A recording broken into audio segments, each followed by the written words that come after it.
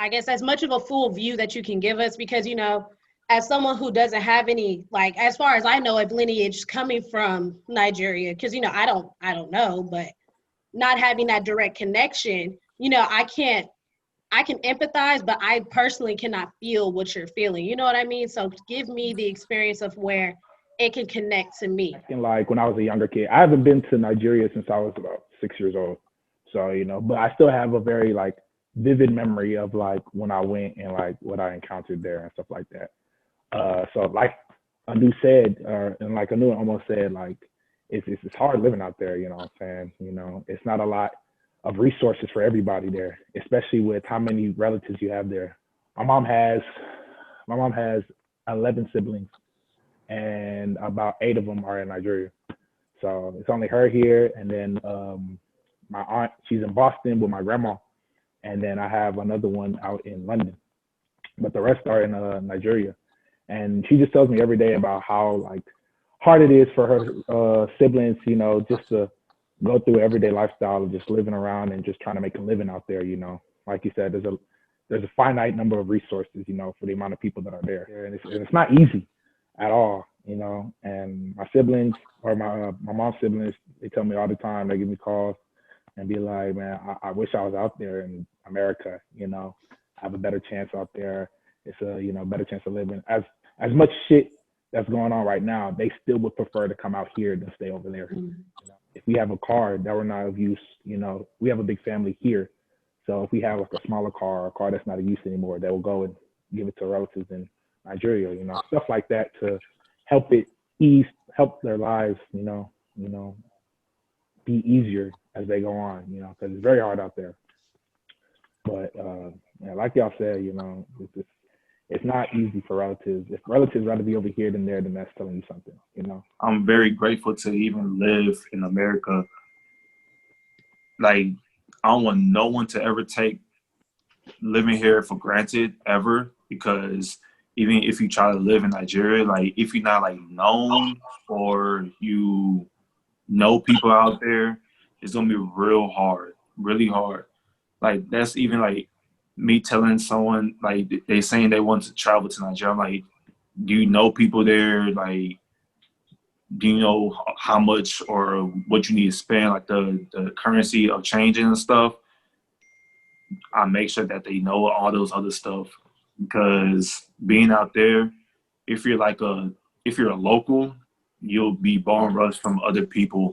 And I know a lot of people don't want to like be people in their face and stuff, but that's what they're going to do. And like what the others was saying about like the schools, the way of living, it's real hard. And most I can say is just be grateful that you're living out here. Aside from like donating, going to the links, educating yourself, is there more that we could be doing that we're not? Because I know that sometimes you don't see it, so it doesn't affect you. Like when COVID first started, it happened over there in China, nobody was really affected. But when it got over here, then it was like, oh, it's this whole, you know what I mean? So what more can Black Americans do to be supportive? Because I know a lot of things on Twitter, people are saying, you know, Black Lives Matter, all Black Lives Matter. Like, why do we feel like we have to reiterate that? And when it should be a no-brainer. You keep talking about it, they're gonna do their research so they can just have an input, or they know what's going on, so they won't feel left out. Because if we don't keep the conversation going, this is just gonna die, and it's gonna be like any other movement. But we got to keep it going and telling everyone who support Black communities, who support Nigerians, who support the whole continent of Africa, who support everything, who listen to the music, who dress like us, because back when we were growing up, it wasn't easy. Everybody was making fun of us. Then later on, everybody started listening to the music, started eating the food, started enjoying the culture. If you're going to want to enjoy the culture, eat the food, you might as well fight for us as well, because what's the point of saying you love Nigerian culture, you love African culture, but when something goes wrong, you're just going to keep quiet. Like, no, you can't keep quiet. Like, for the grand scheme of it, I just felt like, okay, until we said all Black lives matter, it felt like the Black community, that American Black community did not care. Until we forced y'all's hand, y'all did not care. Until we said Black Lives Matter everywhere, there's no retweet. There's no posting on my story. There's no none of that. There wasn't. And it was just sad that we had to force y'all's hand, because when George Floyd, all of that happened, they protested in Nigeria. They did it. When we got y'all, it was like, I don't know why we have to do this. Well, not all people. Let me make that very clear. Some people were like, why do we have to do this? It's not like, we don't have to do this. We don't have to, we're not from there. Why do we have to care? And then when it got to musicians arguing, the grand game became all over the place of, oh, Beyonce doesn't have to do this for y'all. Oh, she shouldn't have said this, that, and that. And it's like, it's taking away from EndSARS. It's taken away from the top. Reach out to your family. Let them know what's going on. Maybe they can tell a coworker. Maybe they can tell somebody else. Like, Preacher?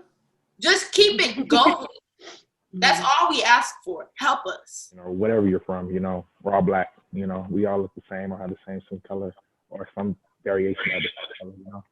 So we just have to like come together, you know, keep the word going, you know, protest if you can, donate if you can, and, you know, get educated on the situation, you know, learn what you can, you know. It's a lot of stuff going on, you know, not only in just Nigeria, but all parts of Africa.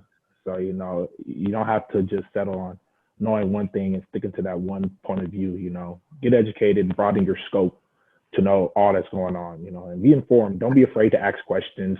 Don't be afraid to reach out to people who know about the situation, or, you know, just regular people in your neighborhood, you know, that you talk to, and just, you know, want to get to know, even people on social media, you know, as ignorant as social media looks like and how selfish it is sometimes, like, you know, it's easy just to go on there and just ask, hey, I don't know what's going on. There's a situation happening and I would like to be enlightened on what's going on and get more detailed in it. And, you know, people will be happy enough to come to you and respond and, you know, answer all the questions that you have. So we just got to make sure the ball is still rolling. You know, we can't be super active at one point, and then as time goes on, it starts dying down until the next problem goes while this is still going on. That really summed it. I ain't gonna lie, that really summed it all, like right there. Like, but the being educated part, like most people are not educated off of Africa at that.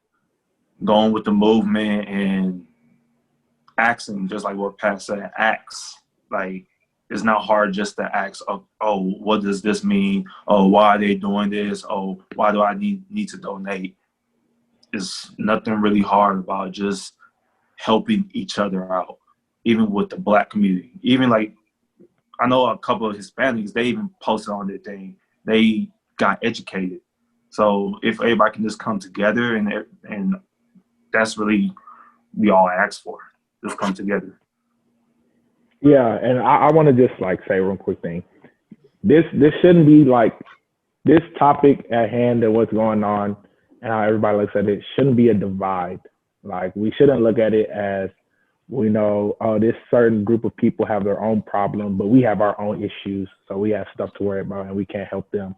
We have to look at it as a collective, you know. But how do you see this ending? And what would you, of course, we all know what the outcome we want, but what do you see realistically?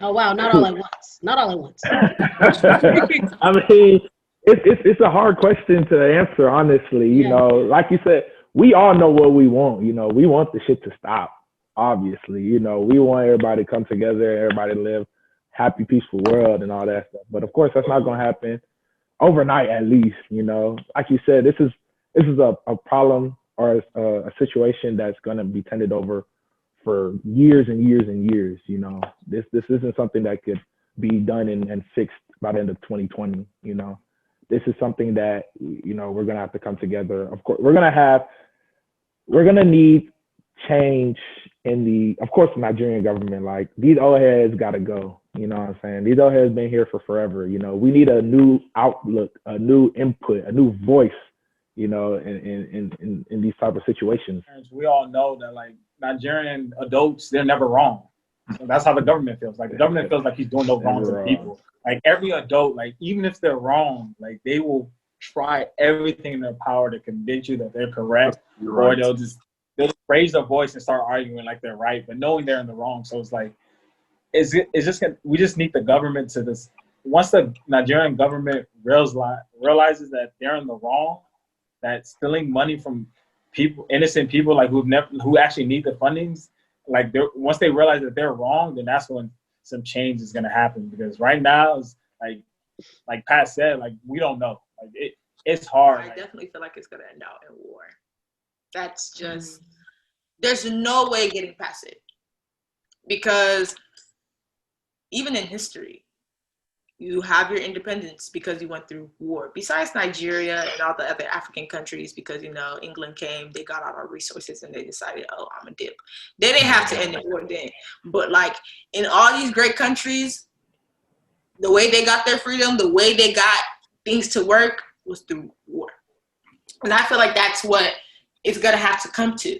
Like for me personally, I would hope, for me, I think our protesters, hey, stop being nice. They got guns, get a gun. Shoot them too. Let's get this thing popping and rolling, because if they want to play, let's play too. Like, that's just how I feel. There's a link for the next election in Nigeria. WeMove2023.com. That is the website. If you're Nigerian and you're American, go in there, use first name, last name, email. That's it. Put it in there. You're going to start getting all these emails later when it's closer to election and what we can do to help change in America. Man, I'm not even gonna lie to you. Like, talking about change in Nigeria, that's dead. It's not gonna happen. It's staying on for a good minute. Just like how police brutality in here in America, it's not ending. Like, the Black community wants to kill any type of cop.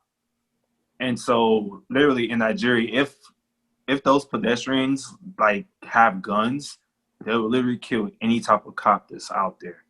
But you know, they're in low income, so how are they gonna get the guns? People don't know. I guess they have to throw rocks and sticks and all this other stuff at them. Steal. You have to do something. But like I said, just killing and all that other, like this movement, all that other stuff, it's not going to end. My mom did tell me she protested for the same thing back in the day. But it's like, we can't give up hope. If we give up hope, there will literally be no change whatsoever. It will never be. Men, like, guys, they're 70. They're about to die soon. Let's not give up just yet. Like, they're old. They're old. Like, if we hold it there a little longer. I'm gonna hold my parents tight. How much longer? But it's like, okay, if we give up, we're still where it started. And let's really think about it. If we go deep down into history, corruption started with slavery.